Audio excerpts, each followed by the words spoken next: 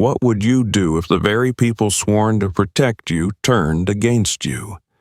In this story, we uncover the shocking truth about power, abuse, and the strength it takes to fight back. Stay with us to the end. You won't believe how it all unfolds. And don't forget to subscribe for more stories that matter.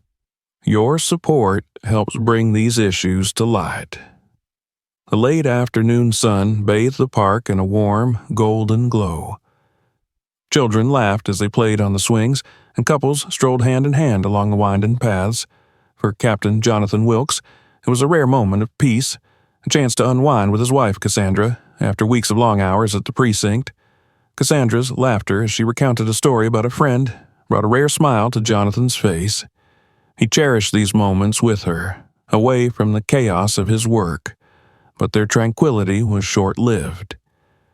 Jonathan's attention was drawn to a man in a patrol uniform walking toward them.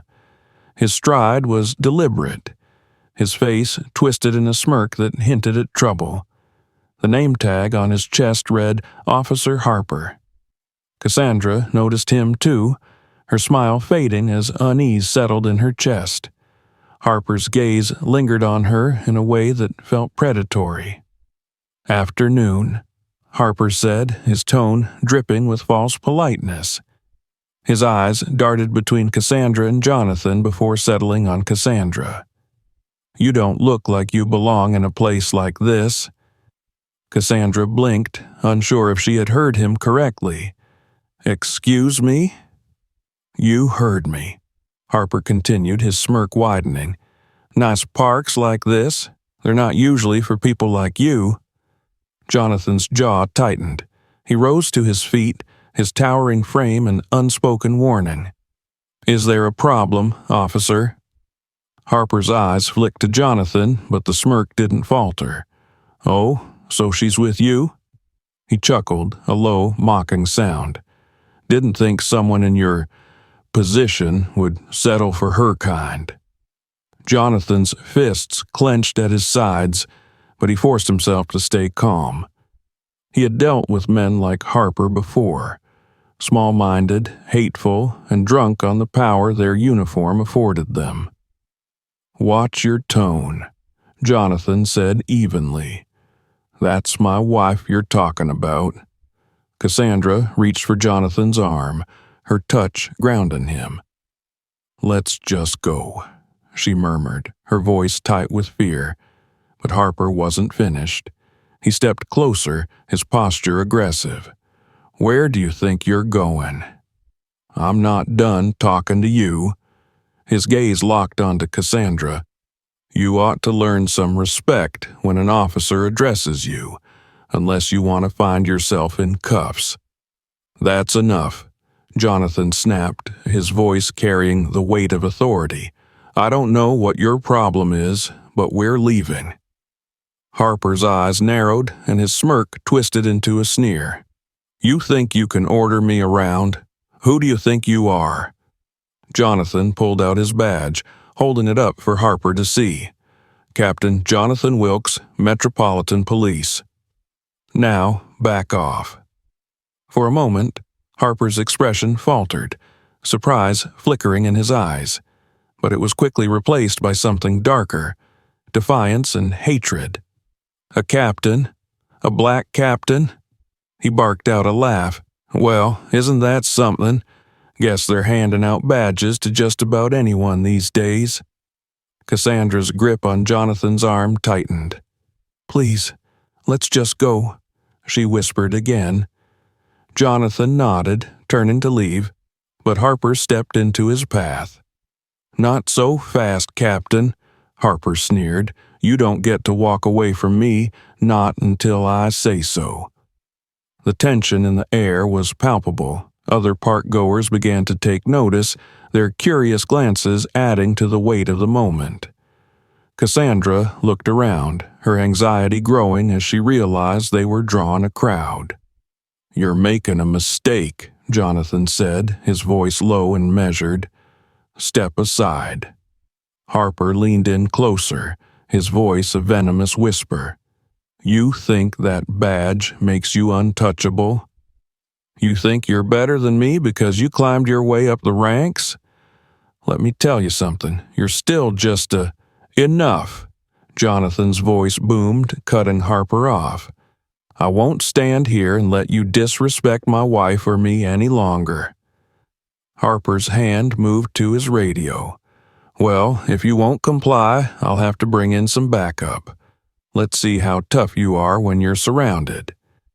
Backup? Cassandra gasped, her fear now laced with anger. For what? We haven't done anything. Harper's grin was wolfish as he spoke into his radio. Central, this is Officer Harper. I've got a non-compliant individual at the park. Need assistance immediately. Jonathan's stomach sank as the reality of the situation set in. This wasn't about the law or justice. This was about power and control. Harper wanted to humiliate him to remind him of what he saw as Jonathan's place. Don't escalate this, Cassandra pleaded, her voice trembling. Jonathan placed a reassuring hand on her shoulder. I won't, he promised, though he wasn't sure how he could keep that promise with Harper's backup on the way. The sound of approaching sirens filled the air, sending a wave of dread through Cassandra. She clutched Jonathan's arm, her heart pounding in her chest. Jonathan stood tall, his expression calm despite the storm brewing around him. The squad cars pulled up and 3 more officers stepped out, their faces a mix of confusion and wariness. Harper waved them over, his smirk firmly in place. Glad you're here.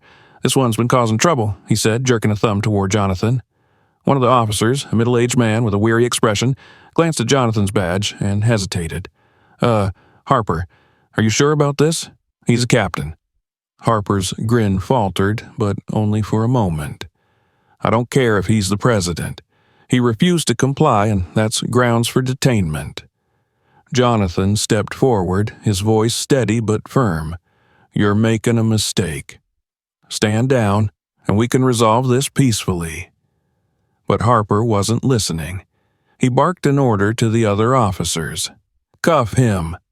Cassandra's cry of protest echoed through the park as 2 officers grabbed Jonathan's arms, wrenching them behind his back. The metal of the handcuffs bit into his wrists, but he didn't resist. He knew better than to give them any excuse to escalate further. As Jonathan was led toward one of the squad cars, Harper leaned in close, his voice low and taunting. Looks like you're not as untouchable as you thought, Captain. Jonathan's jaw tightened, but he said nothing. He met Cassandra's tearful gaze, his own eyes filled with a silent promise. This isn't over. As the squad car door slammed shut, the park fell silent. The peaceful afternoon had turned into a nightmare, and Cassandra was left standing alone, her heart heavy with fear and anger. The squad car rattled as it sped away from the park, its siren silent but its presence foreboding. Jonathan sat in the back seat, his hands cuffed tightly behind his back, his jaw clenched against the seething frustration coursing through him. The rough metal of the cuffs bit into his wrists, but the physical discomfort was nothing compared to the sting of humiliation. A captain of the police force, hauled away like a common criminal. From the front seat, Officer Harper's voice carried back, his tone smug and mocking. So, Captain Wilkes, he drawled, purposefully elongating the title as if it were a joke. How does it feel to be on the other side for once? Bet it's a real eye-opener, huh? Jonathan refused to respond, his gaze fixed out the window.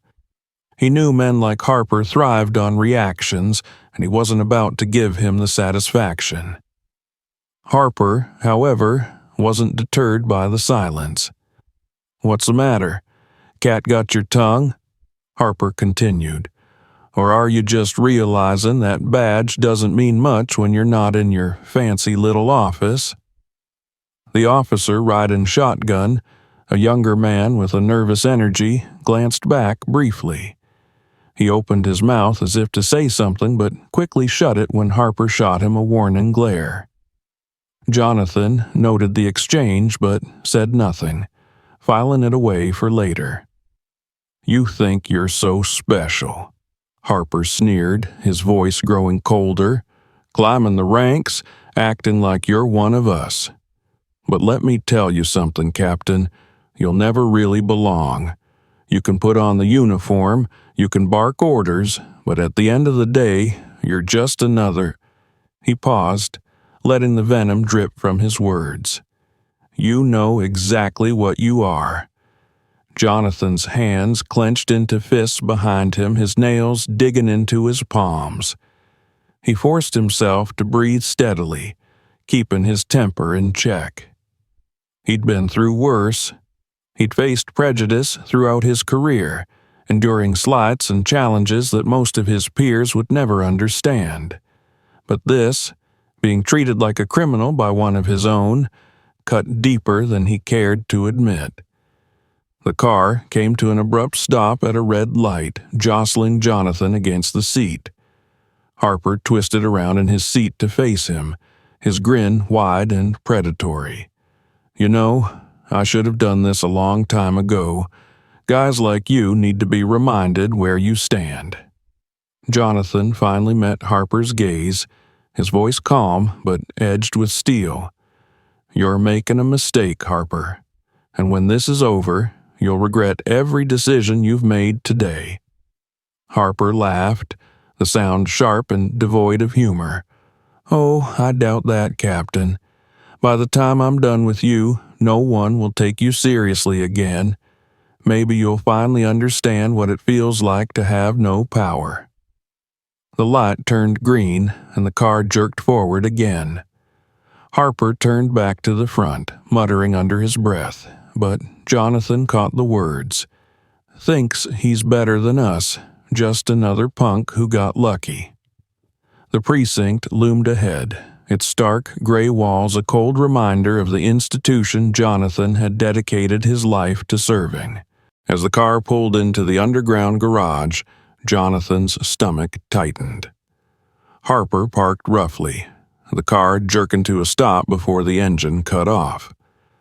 "Time to give our guest the grand tour," Harper said mockingly as he yanked open Jonathan's door. He grabbed Jonathan by the arm, dragging him out of the car with unnecessary force. Jonathan stumbled slightly, but Harper didn't ease his grip.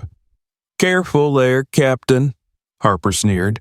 "Don't want you falling on that pretty uniform." The other two officers, who had arrived in separate cars, joined them. One of them, Officer Reed, shifted uncomfortably, his eyes flicking to Jonathan before quickly looking away. The other, Officer Brown, wore a neutral expression, but there was a tightness around his mouth that suggested unease.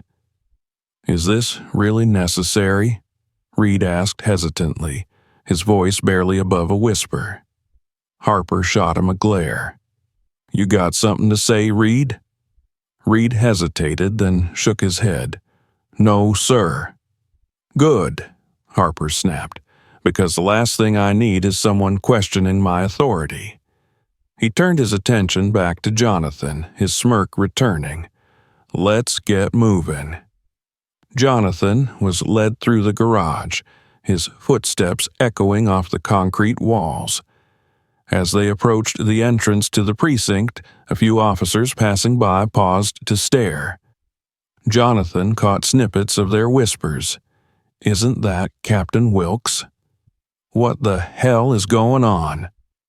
"I heard he got into it with Harper." Harper seemed to revel in the attention, his chest puffing out as he dragged Jonathan toward the elevator. "Don't worry, folks," he called out loudly. "Just a little discipline for someone who thought he was above the law." Jonathan gritted his teeth, fighting the urge to respond. Every word out of Harper's mouth was a calculated attempt to humiliate him further, to tarnish his reputation. But Jonathan knew that his silence spoke louder than any protest could. The elevator ride was tense, the air thick with unspoken words. Harper leaned casually against the wall, his smirk firmly in place. Reed and Brown stood stiffly, their discomfort palpable. Jonathan stood tall despite the cuffs, his presence commanding even in the face of adversity. When the elevator doors opened, Harper gestured toward the hallway. "After you, Captain," he said mockingly. Jonathan stepped out, his gaze sweeping the familiar corridor. But instead of leading him toward the booking station, Harper directed him down a side hallway, a quieter, less traveled section of the precinct. "Where are we going?" Jonathan asked, his voice calm but firm. Harper grinned. "Oh, you'll see. Don't worry, Captain. We've got a special spot just for you." Jonathan's stomach sank as they approached a heavy, unmarked door at the end of the hallway. Harper unlocked it with a keycard, pushing the door open to reveal a small, dimly lit room. The only furniture was a metal chair bolted to the floor in the center of the room.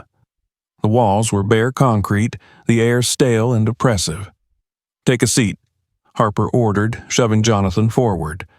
Jonathan didn't move. "This isn't protocol." "Protocol?" Harper laughed, the sound echoing in the empty room. "You think I care about protocol? Sit down." When Jonathan didn't comply, Harper nodded to Brown and Reed. They stepped forward reluctantly, grabbing Jonathan's arms and forcing him into the chair. Brown secured his cuffs to the chair's armrests, ensuring he couldn't move. Harper leaned down, his face inches from Jonathan's. "Welcome to reality, Captain. You're not in charge here. I am." Jonathan met his gaze without flinching. "You're digging your own grave, Harper. This will catch up to you." Harper straightened, laughing. "We'll see about that." As the door slammed shut, Jonathan was left alone in the suffocating silence of the room. The echoes of Harper's laughter lingered in his mind, but Jonathan refused to let it shake him. He would endure this. And when the time came, he would make sure Harper faced the consequences of his actions. The car moved steadily through the city streets, its interior filled with an oppressive silence. Jonathan Wilkes sat in the back seat, his hands still cuffed tightly behind him. His wrists ached from the rough metal digging into his skin, but he ignored the physical pain. His focus was on the man in the front seat, Officer Harper, who seemed to thrive on the discomfort of others. "You know, Captain," Harper began, his tone dripping with mockery, "it's funny seeing you back there. Doesn't seem so high and mighty now, does it?" Jonathan remained silent, his eyes fixed on the passing buildings outside the window. He refused to engage, knowing that anything he said would only fuel Harper's twisted sense of power. Harper wasn't deterred by the lack of response. "Oh, I get it. You're one of those quiet types, huh? Think you're better than me just because you've got a fancy title? Let me tell you something, Captain. Titles don't mean a damn thing when you're in cuffs." The officer, riding in the passenger seat, Reed, glanced over at Harper, his face tight with discomfort. He cleared his throat as if to speak, but Harper cut him off. "What's the matter, Reed? Got something to say?" Harper's eyes flicked to the rearview mirror, locking on to Jonathan.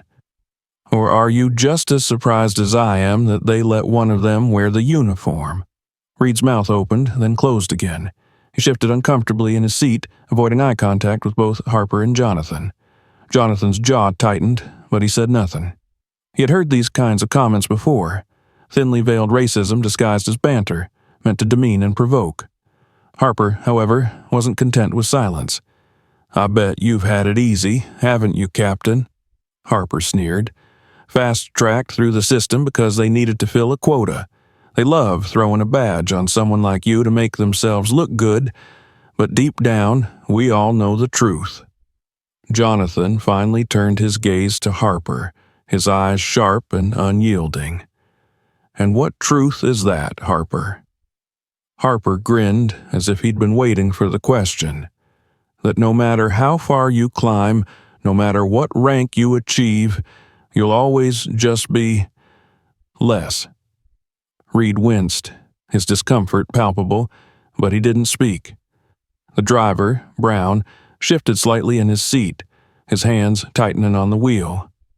The tension in the car was suffocating, but Harper seemed to thrive on it. "You think that badge makes you untouchable?" Harper continued. "Out here, you're nothing, just another thug in a uniform." Jonathan clenched his fists behind his back, his nails digging into his palms. He forced himself to breathe steadily to keep his temper in check. Reacting would only give Harper exactly what he wanted. The car turned sharply, throwing Jonathan against the side of the vehicle. Harper chuckled, a low, menacing sound. "Better hold on back there, Captain. Wouldn't want you to get hurt. Not yet, anyway." The car slowed as it approached a red light. Harper twisted in his seat, turning to face Jonathan fully. His smirk widened as he leaned back casually, as though they were having a friendly chat. "You know, I've seen guys like you before," Harper said.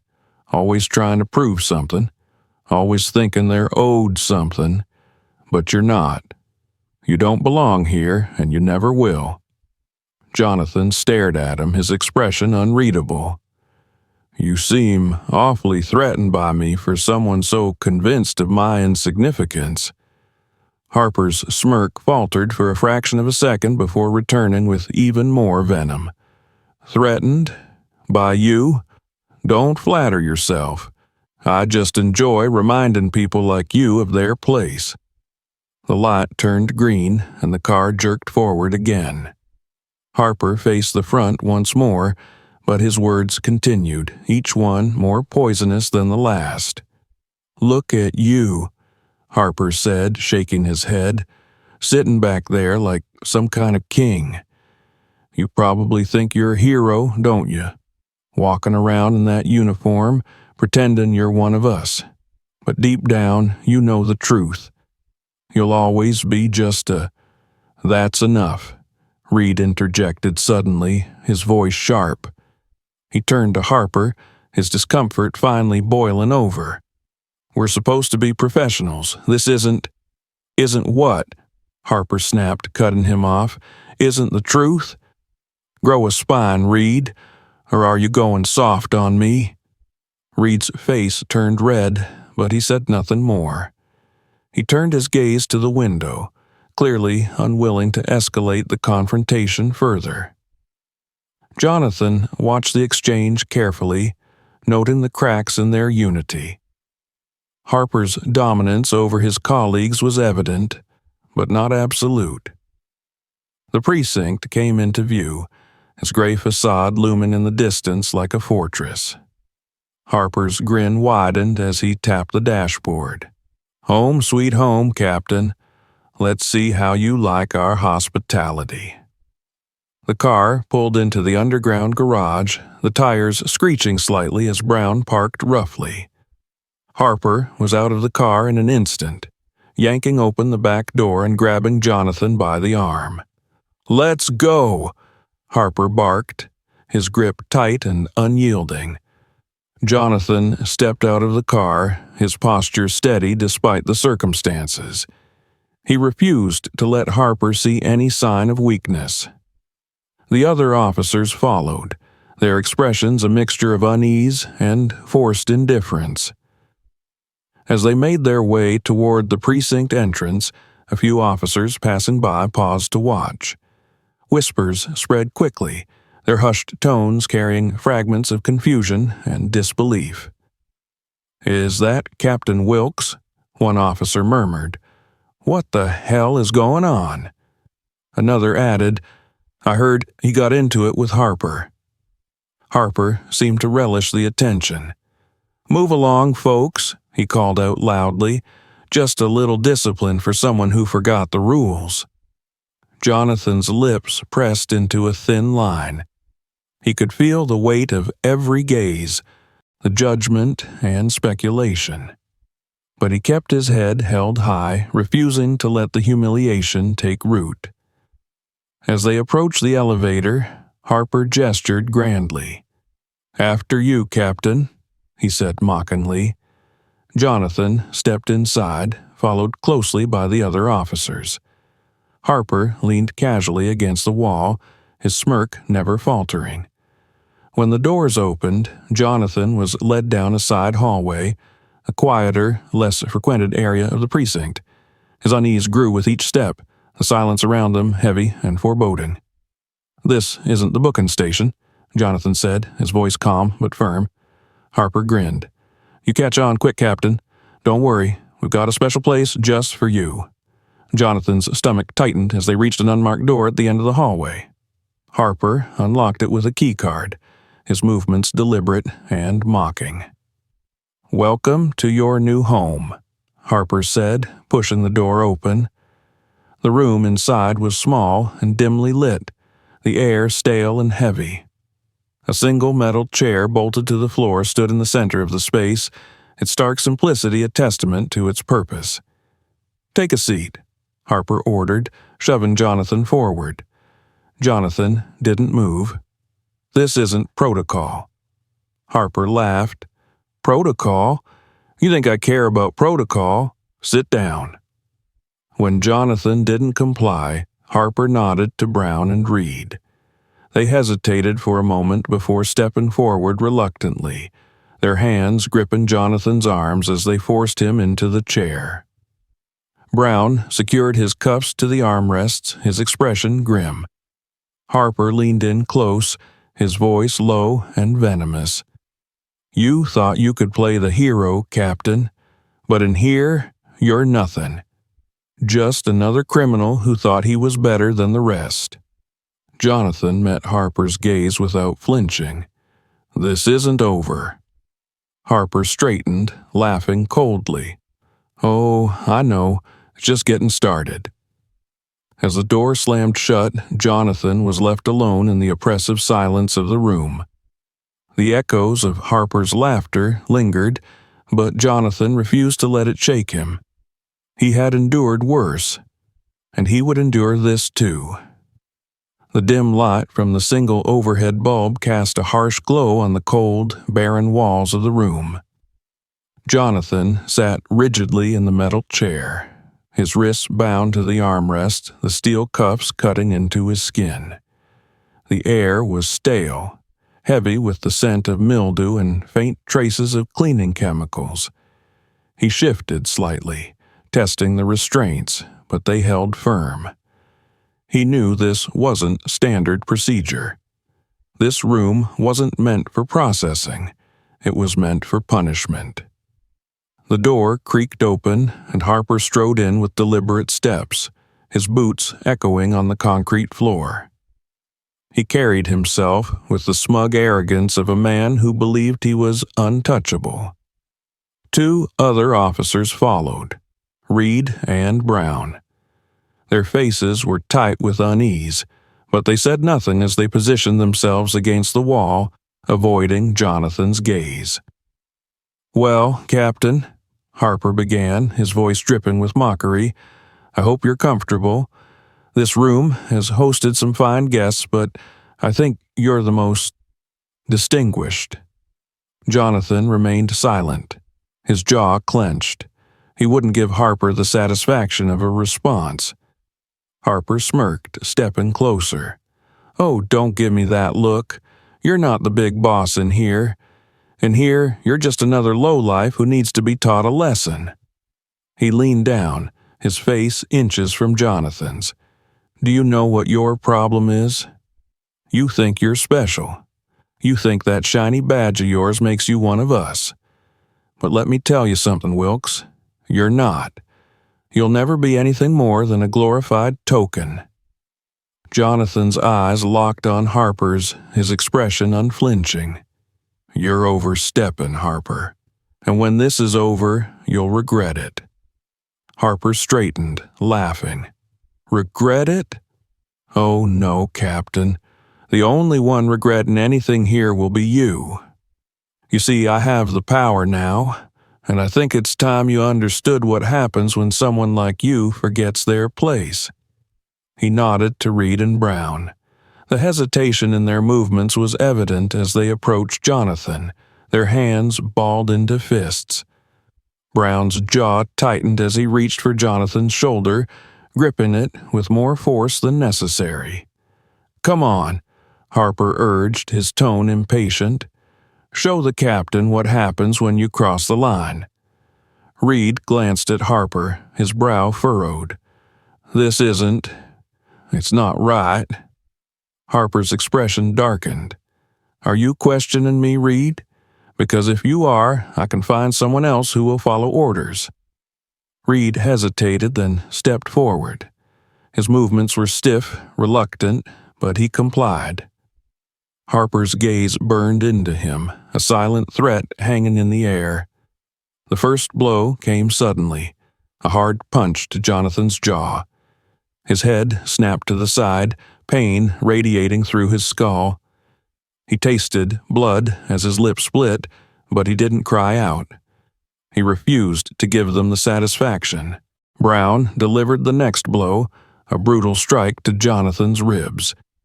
The air rushed from his lungs, and he coughed, the metallic taste of blood filling his mouth. Still, he stayed silent, his gaze fixed on the floor. "Look at him," Harper sneered, circling the chair. "So proud, so defiant. You think you're better than me, don't you?" Jonathan raised his head, meeting Harper's gaze. "I know I'm better than you." Harper's smirk faltered, his expression twisting into one of pure rage. "Oh, we'll see about that." The beating continued. Each punch, each kick was accompanied by a barrage of insults, the words cutting deeper than the blows.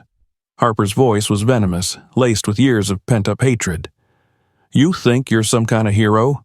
Harper spat, "walking around in that uniform, pretending you belong? You're a joke, Wilkes. Nothing but a fraud." Jonathan's breathing was labored, his chest heaving with each painful inhale. Bruises bloomed across his skin, the pain sharp and unrelenting. But he refused to break.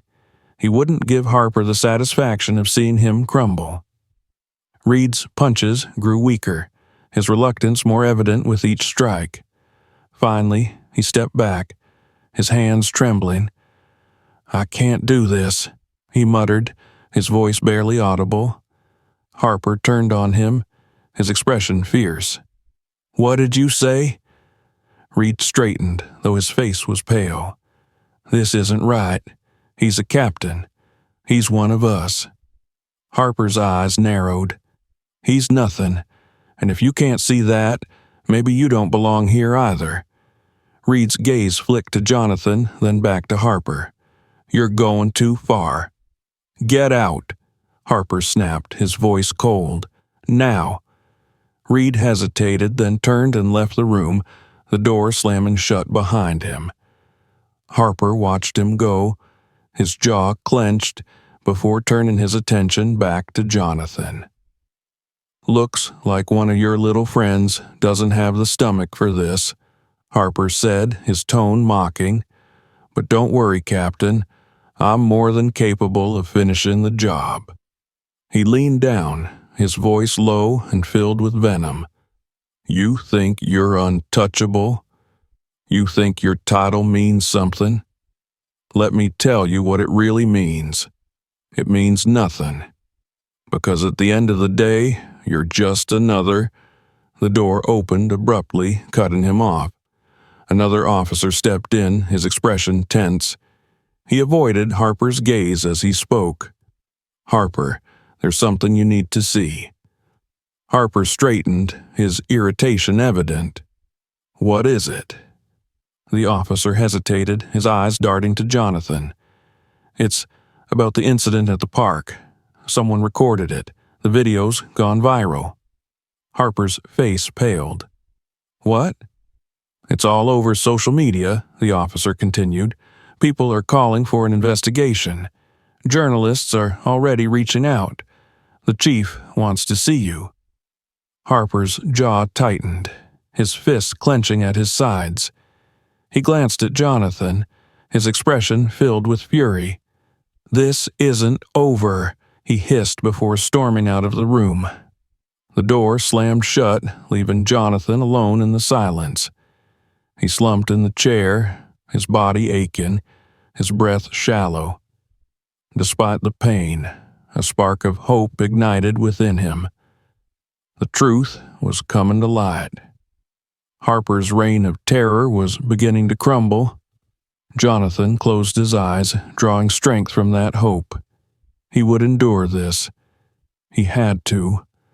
Justice was finally within reach. The dim light of the small room flickered slightly, casting eerie shadows on the bare walls. Jonathan sat slumped in the chair, his body aching from the relentless beating. His ribs throbbed with every breath, and the metallic taste of blood lingered in his mouth. Despite the pain, his resolve remained unbroken.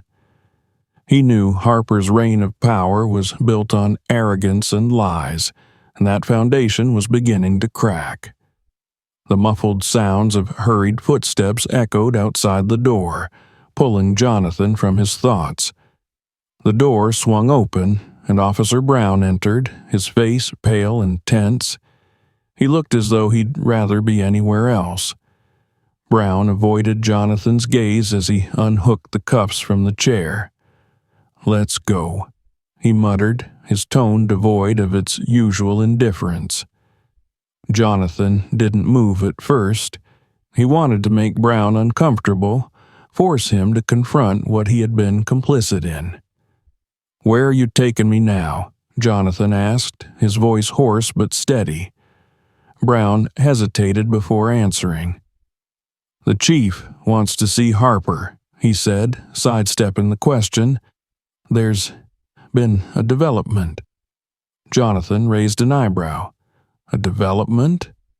His voice carried a hint of defiance, despite his exhaustion. Brown didn't reply, instead motioning toward the door. With a grunt of effort, Jonathan stood, his muscles protesting the movement. Every step was painful, but he refused to show weakness.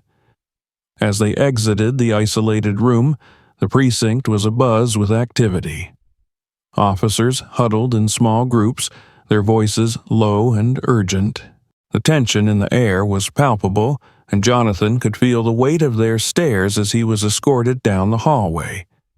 Whispers followed him like a shadow. "Is that Captain Wilkes? Harper's in trouble now. Did you see the video?" The last comment made Jonathan's ears perk up. He glanced sideways at Brown, whose expression remained tight-lipped. They passed by a group of officers, and Jonathan caught a glimpse of a smartphone screen. A video was paused mid-frame, showing Harper standing aggressively over Cassandra in the park. The sight made Jonathan's stomach twist with equal parts anger and hope. "Looks like the world is watching, huh?" Jonathan said, his tone dry. Brown flinched but didn't respond. As they approached the chief's office, the door was slightly ajar.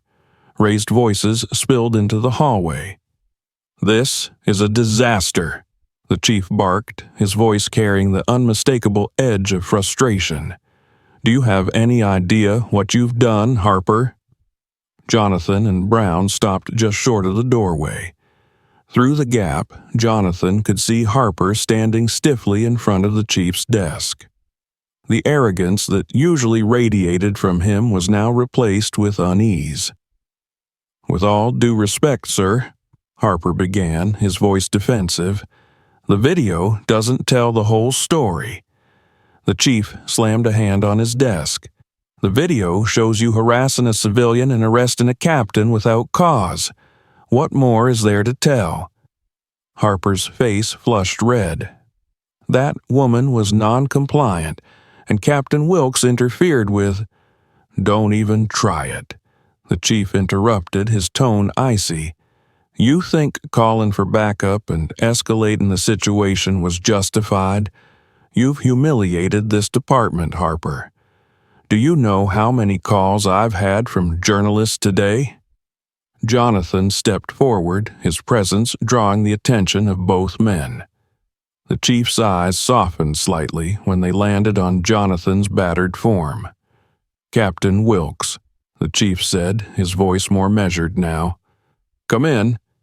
Jonathan entered the office, ignoring Harper's venomous glare. He stood tall, despite the pain coursing through his body. "Chief," he said simply. The chief gestured to a chair, but Jonathan shook his head. "I'll stand." The chief sighed and leaned back in his chair. "I'm aware of everything that's happened, Captain. I've seen the video. Harper's actions are indefensible."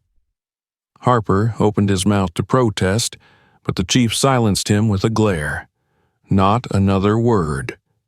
Jonathan's gaze shifted to Harper, his voice calm but firm. "You abused your power, Harper. You humiliated and attacked not just me, but my wife. And now the world knows what kind of officer you are." Harper's fists clenched at his sides, his expression darkening. "You think you're some kind of hero, Wilkes? This isn't over." The chief stood abruptly, his tone sharp. "Oh, it's over, Harper. Effective immediately, you're suspended. There will be an internal investigation, and if the evidence supports what I've seen, you'll be facing criminal charges." Harper's face drained of color. He stammered, "Chief, you can't." "I can, and I am," the chief said, his voice cutting through the room like a blade. "Brown, escort him out." Brown nodded, stepping forward to take Harper by the arm. Harper wrenched his arm away, his glare fixed on Jonathan. "You'll pay for this, Wilkes," he spat, "one way or another." Jonathan didn't flinch. He met Harper's gaze head-on, his voice steady. "No, Harper, you already have." Brown finally managed to steer Harper out of the office. The chief exhaled heavily, rubbing his temples as the door closed behind them. He gestured for Jonathan to sit again, this time with more insistence. Reluctantly, Jonathan lowered himself into the chair, wincing as his bruised body protested the movement. "I'm sorry for what you've been through," the chief said, his tone sincere. "This should never have happened." Jonathan nodded, his expression grim. "It's not just about me, Chief. Harper's been getting away with this kind of behavior for too long. How many others have suffered because of him?" The chief looked away, guilt flickering across his face. "You're right. I take full responsibility for allowing this to happen under my watch. But I promise you, things will change. Harper will be held accountable, and will implement reforms to ensure this doesn't happen again." Jonathan studied the chief for a moment, then gave a small nod. "That's a start." The chief leaned forward, his hands clasped together on the desk. "Take some time to recover, Captain. We'll need your help when the investigation begins." Jonathan stood slowly, his body aching with each movement. "I'll be ready." As he left the office, a wave of relief washed over him. Justice was finally in motion. Harper's downfall was just the beginning, and Jonathan was determined to see it through. Outside, the precinct buzzed with activity. Officers cast furtive glances at Jonathan, some offering nods of respect, others looking away in shame. Jonathan ignored them, his focus on the path ahead. He knew the road to accountability would be long and fraught with challenges, but he was ready to face them. When he stepped into the crisp evening air, Cassandra was waiting for him. She rushed to his side, her eyes filled with relief and concern. "Jonathan," she breathed, her hands gently touching his bruised face. "Are you okay?"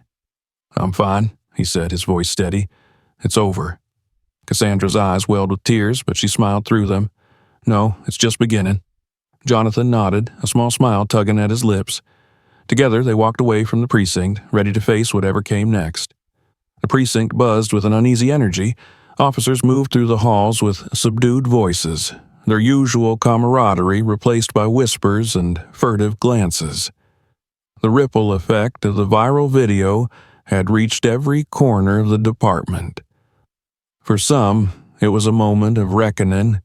For others, it was a grim reminder of what unchecked power could lead to. At the center of it all was Harper, whose arrogant smirk had vanished, replaced by a tight-lipped grimace as he sat in the holding area, awaiting his fate. Jonathan Wilkes entered the precinct, his presence commanding despite the bruises that adorned his face. His back was straight, his stride steady, and his gaze unwavering. Officers who passed him offered nods of respect, though many avoided eye contact, their expressions a mix of shame and guilt. Cassandra walked beside him, her hand lightly touching his arm for support. Her face was calm, but her eyes burned with determination. The events of the past day had shaken her, but they hadn't broken her. If anything, they had only strengthened her resolve. The chief's office loomed ahead, its door slightly ajar. Jonathan paused, exchanging a brief glance with Cassandra before stepping inside. The chief looked up from his desk, his face a mask of weariness. "Captain Wilkes," the chief greeted, rising to his feet. "Mrs. Wilkes, thank you for coming." Jonathan inclined his head. "I assume there's been progress." The chief sighed, gesturing for them to sit. "More than progress. Harper's actions have become a public spectacle. The video has reached national news and the department is under immense pressure to act swiftly. The mayor's office has already called twice this morning." Jonathan and Cassandra sat, their postures rigid. "What's being done?" Jonathan asked, his tone firm. The chief leaned forward, clasping his hands together on the desk. "Harper has been suspended indefinitely. An internal investigation is underway, and I've instructed our legal team to cooperate fully with external auditors. If the evidence supports what the video shows, and I have no doubt it will, criminal charges will follow." Jonathan's lips tightened. "That's a start, but Harper didn't act alone. There are others who followed his lead, officers who stood by and let this happen." The chief nodded gravely. "You're right, and they'll be held accountable too.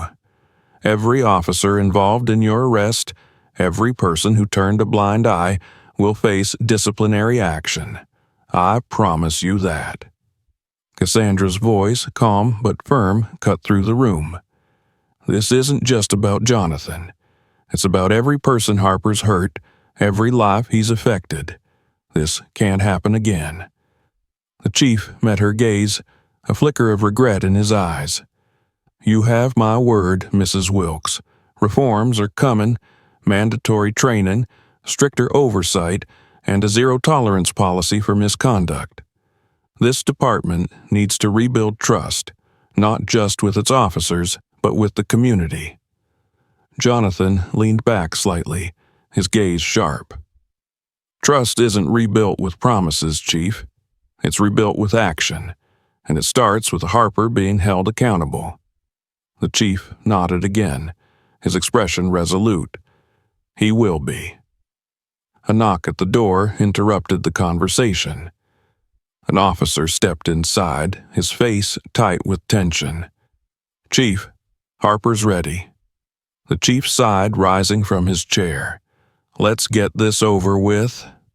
Jonathan and Cassandra followed as the group moved toward the precinct's briefing room. The air was thick with anticipation as they entered, the space filled with officers and administrative staff. At the front of the room stood Harper, flanked by two officers. His face was pale, but his eyes still held a glimmer of defiance. The chief stepped to the podium, his voice carrying authority. "As many of you are aware, recent events have brought to light serious misconduct within our ranks. We are here to address those actions and the consequences they entail." He turned to Harper, his expression hardening. "Officer Harper, effective immediately, you are suspended from duty pending the outcome of an investigation. Based on the evidence already available, including the video footage, criminal charges will likely follow." A murmur spread through the room as the weight of the chief's words settled over the crowd. Harper's jaw tightened, his fists clenched at his sides. "This is a witch hunt," Harper spat, his voice venomous. "You're all turning on me because of a damn video. That doesn't show the whole story." Jonathan stepped forward, his voice cutting through the tension like a blade. "The video shows exactly what happened, Harper. You abused your power, harassed my wife, and assaulted me. You thought you were untouchable, but the truth has a way of finding its way out." Harper's glare turned to Jonathan, his voice low and filled with hatred. "You think you've won? This isn't over." "No, it's not," Jonathan replied, his tone calm but unyielding. "But for you, it's the beginning of the end." The chief motioned for the two officers flanking Harper to proceed. They stepped forward, placing him in handcuffs. The sight of Harper in restraints, a symbol of the power he'd abused, sent a ripple of satisfaction through the room. As Harper was led out, his protests echoed down the hall, growing fainter with each step. The room remained silent, the weight of the moment pressing down on everyone present. The chief turned back to the gathered officers. "Let this be a reminder. Our badge is a symbol of trust, not a shield for abuse. Moving forward, we will be better. We must be better." Jonathan exchanged a glance with Cassandra, a flicker of hope passing between them. Justice was being served, but their fight wasn't over. The department's culture of silence and complicity wouldn't change overnight. It would take vigilance, persistence, and a willingness to hold each other accountable. As the room began to clear, the chief approached Jonathan and Cassandra. "Thank you for your patience. I know this has been difficult." Jonathan inclined his head. "Difficult, but necessary. The work doesn't stop here, Chief." The chief offered a faint smile. "No, it doesn't, and I hope you'll be a part of the change, Captain." Jonathan nodded. "Count on it." With that, he and Cassandra left the briefing room, stepping into the cool evening air. The weight of the past few days hung heavy on their shoulders, but for the first time, there was a sense of closure. Harper's reign of terror was over, and a path toward accountability had begun. As they walked away from the precinct, Cassandra slipped her hand into Jonathan's. "It's not over," she said softly. "No," Jonathan agreed, his voice steady, "but it's a start." The following morning dawned quietly over the city, but within the precinct, the atmosphere was anything but calm. Whispers filled the hallways, bouncing off the cold, gray walls. Officers moved with an unusual tension, their eyes darting toward closed doors and glancing uneasily at their colleagues. The storm surrounding Harper's actions and the viral video had shifted the dynamic of the department, casting a shadow of self-reflection over its ranks. Jonathan Wilkes stood at the precinct's entrance, gazing at the building with a mix of emotions. His body still ached from the abuse he had endured, but his resolve was stronger than ever. Cassandra stood beside him, her hand resting lightly on his arm. She had insisted on accompanying him, and he was grateful for her presence. Together they entered the building, stepping into the swirling tension. The chief met them near his office. His expression was grave, but his demeanor carried a weight of determination. "Captain Wilkes, Mrs. Wilkes," he greeted, nodding respectfully.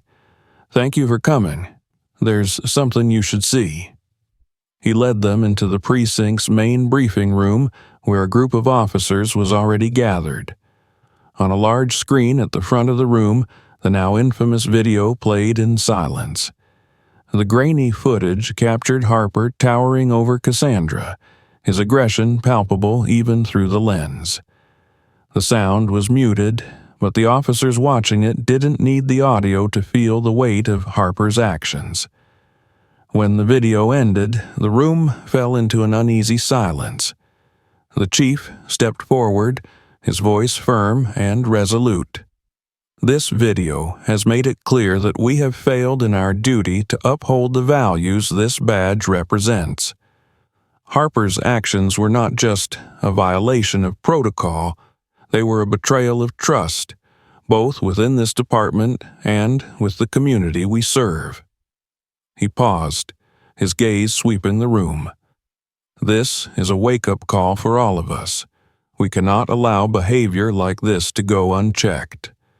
Effective immediately, new measures will be implemented to prevent misconduct and rebuild the trust we've lost. Jonathan exchanged a glance with Cassandra. This was the moment he had been waiting for. Not just accountability for Harper, but systemic change. The chief's next words confirmed it. These measures include mandatory bias training for all officers, increased transparency in disciplinary actions, and the establishment of an independent review board to handle complaints of misconduct. We will also be reviewing every case Harper handled to ensure that justice was served fairly. The room murmured in response, the officers shifting uncomfortably. Jonathan stepped forward, drawing their attention. His voice was steady, but the weight of his experience lent it an undeniable authority. "This isn't about one man's actions," Jonathan began. "This is about a culture that allowed those actions to happen. Harper didn't act alone. He was enabled by silence, by complicity, and by a lack of accountability. That ends now." The officers watched him intently, some nodding in agreement, others avoiding his gaze. Jonathan's eyes scanned the room, meeting each pair of eyes he could. "We wear this badge to serve and protect, to be better than the worst parts of ourselves. If we can't uphold those values, then we don't deserve this uniform." The silence that followed was heavy, but charged with a sense of possibility. The chief stepped forward again, his tone more measured. "Thank you, Captain Wilkes. Your words are a reminder of why we're here and what we need to strive for. I know this department has a long way to go, but we're committed to making things right." After the meeting, Jonathan and Cassandra followed the chief back to his office. Once inside, the chief closed the door, his expression softening. "Captain, I know this has been one of the hardest things you've faced, but your courage has forced us to confront our failings. For that, I thank you." Jonathan inclined his head. "It wasn't just for me, Chief. It was for everyone Harper hurt, and for everyone who believes in what this badge should stand for." The chief nodded. "Take some time to recover, Wilkes. You've earned it. When you're ready, we'll need you to help lead the changes we've outlined." "I'll be there," Jonathan promised. "We have a lot of work to do." As they left the precinct, the sun was beginning to set, casting long shadows across the city streets. Jonathan and Cassandra walked side by side, their steps slow but purposeful. The weight of the past few days lingered, but so did the hope for a better future. Cassandra broke the silence. "Do you think it'll really change?" Jonathan considered her question carefully. "Not overnight," he admitted, "but this is a start, and we'll keep pushing until it's more than that." She smiled, her hand slipping into his. "I'm proud of you, Jonathan." He squeezed her hand gently. "I couldn't have done it without you." As they walked into the evening, the precinct behind them, Jonathan felt a renewed sense of purpose. The battle for justice was far from over, but he knew he wasn't fighting alone. Together, he and Cassandra would face whatever challenges lay ahead, armed with the knowledge that even in the darkest moments, change was possible. What do you think about today's story? Share your thoughts in the comments below. Have you ever witnessed or experienced something similar? We want to hear from you.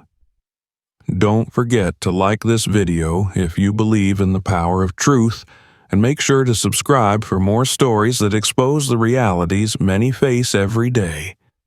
Together, we can shine a light on injustice and inspire change. Thank you for watching, and remember, your voice matters. Let's fight for justice, together.